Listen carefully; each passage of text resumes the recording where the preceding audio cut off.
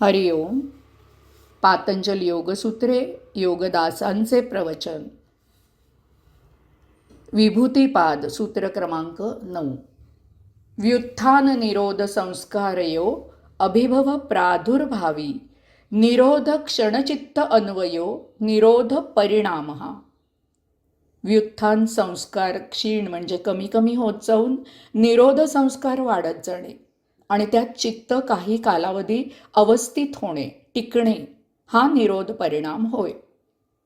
योगी आता अष्टांग योग साधना नित्य नेमाने आचरणात आणत आहे, त्याचे पालन करत आहे. अष्टांग योग साधनेच्या पालनाबरोबरच आता योगी योग साधनेचा अभ्यास नित्य करत आहे. स्वधर्माने स्वकर्म करून उरलेल्या वेळात योग साधना हेच त्याचे जीवित झाले आहे. आता नित्य योग साधनेने त्याच्यावर योगिक परिणाम होत असतात. त्यातील पहिला परिणाम म्हणजे या सूत्रात सांगितलेला निरोध परिणाम. व्युत्थान संस्कार.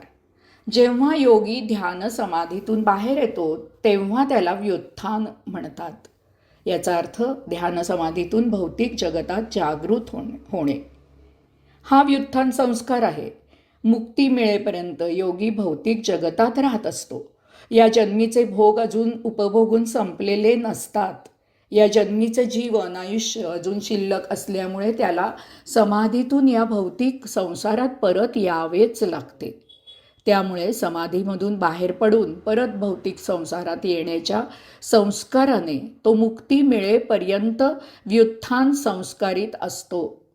स्वाभाविकच ध्यान समाधी झाल्यावर तो ध्यान समाधीतून जागा होतो आणि या भौतिक जीवनात परत येतो.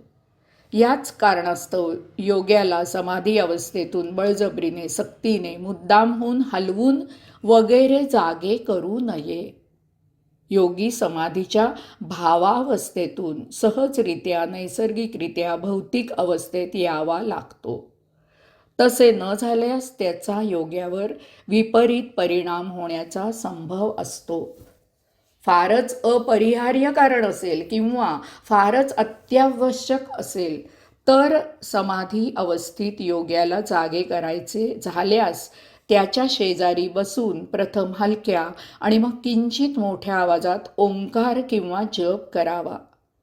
म्हणजे या अशा आवाजाने तो आपोआप समाधी अवस्थेतून बाहेर येईल. निरोध संस्कार. योगी प्रथमच योगाभ्यास करत असतो. त्याची योगाभ्यासाची सुरुवात असते. त्यावेळी हा व्युत्थान संस्कार प्रबळ असतो. म्हणजेच योगी नवीन असल्यामुळे त्याची समाधी जास्त वेळ टिकत नसते. परंतु जसजसा तो योगाभ्यासात पक्का होत जातो तसतसा व्युत्थान संस्कार क्षीण होत जातो. तो जास्त जास्त वेळ समाधी अवस्थेत राहू लागतो. सूत्र क्रमांक समाधीपाद मधल्या सूत्र क्रमांक 2 मध्ये आपण पाहिले की निरोध म्हणजे आवेग कमी करणे. येथे नष्ट होण्याची क्रिया नसते, कारण अजून मुक्ती मिळालेली नसते. या व्युत्थान संस्कार क्षीण होण्यालाच निरोध संस्कार असे म्हणतात. अभिभव प्रादुर्भावी. अभिभव प्रादुर्भावो. हळूहळू योग्याची अभ्यासात प्रगती होत जाते. यामुळे व्युत्थान संस्कार कमी कमी होत जाऊन त्याचबरोबर निरोध संस्कार प्रबळ होत जातो. त्याला समाधी अवस्थेत आनंद मिळू लागतो. तो त्यातच तल्लीन होतो. त्याच भावावस्थेत रममाण होतो. त्याचे समाधीमधून बाहेर येणे लांबते. तो समाधीमध्ये बराच वेळ टिकून राहतो. आता योग्याचा हा स्थायी स्वभावच होतो. त्याच्या वागणुकीत, व्यवहारात व्युत्थानाचा पराभव करणे आणि निरोधाचा अंगीकार करणे हे आपोआप होऊ लागते. यासाठी त्याला जाणून उमजून काही करावे लागत नाही. त्याचे नित्य दैनंदिन रोजचे जीवन योगाभ्यासासाठी पूरक असे होत जाते. प्रादुर्भाव म्हणजे या स्वभावाची त्याला लागण लागते. हा त्याचा नैसर्गिक स्वभाव होतो. निरोध क्षणचित्त अन्वयो. योगी जेव्हा व्युत्थान संस्काराचा प्रभाव झुगारून निरोध संस्कारमय होतो तेव्हा त्याचे चित्त निरोध क्षणात अन्वय म्हणजे तदाकार होते. तो त्या क्षणातच निमग्न होतो. त्या क्षणातच तो एकचित्त होतो. चित्ताला या क्षणामध्येच राहण्यात आनंद मिळतो. चित्त तेथेच स्थिरावते. निरोध परिणाम. अशा प्रकारे व्युत्थान संस्कार क्षीण म्हणजे कमी कमी होत जाऊन निरोध संस्कार वाढत जाणे आणि त्यात चित्त काही कालावधी अवस्थित होणे, टिकणे, हा निरोध परिणाम होय. निरोध परिणामाने समाधीचा कालावधी वाढत जातो. चित्त समाधी कालावधीतच स्थिर होते. हे कसे साध्य करायचे ते पाहूया. याच्या अनेक साधना उपलब्ध असू शकतील. मी करत असलेली आणि शिबिरामध्ये साधकांना सांगत असलेली साधना येथे देत आहे. पहिली साधना. जेव्हा योगी ध्यान लावून बसतो त्यावेळी त्याच्या चित्तात अनेक विचार येत असतात. परंतु चित्त चंचल असल्यामुळे हे असे विचार सतत एकामागोमाग येत असतात आणि जात असतात. सतत नवनवीन विचार येतात, लोप पावतात आणि त्या जागी पुन्हा नवीन विचार येत असतात. प्रथम म्हणजे या अशा अनेक विचारातून आपल्याला एखादा आवडणारा विचार निवडावा. चित्तात येत असलेले सगळेच विचार आपल्याला प्रिय नसतात, परंतु त्यातल्या त्यात जो विचार आपल्याला प्रिय आहे असा एक विचार निवडावा आणि आता या आपल्या आवडत्या विचारावर आपणच मुद्दाम होऊन विचार करायला सुरुवात करावी. म्हणजे बाकी इतर विचार हळूहळू लोप पावतील आणि आपल्या आवडीचा आपणच निवडलेला तेवढा एकच विचार आपल्या चित्तात उरेल.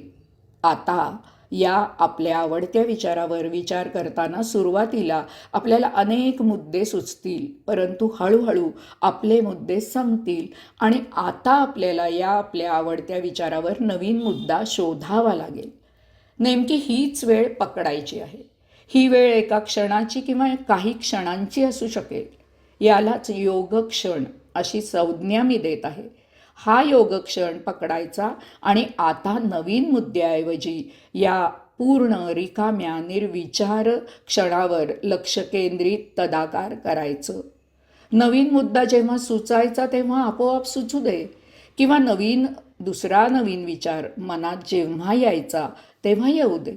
आपण तो मुद्दाम शोधायचा नाही. आपण योगक्षणावर एकचित्त व्हायचं. सवयीने आपण या योगक्षणावर जास्तीत जास्त एकचित्त होऊ लागू. हाच योगक्षण आहे, हाच योग आहे, हेच ध्यान आहे, हीच समाधी लागायची पायरी आहे. ती सवयीने आत्मसात करायची आहे.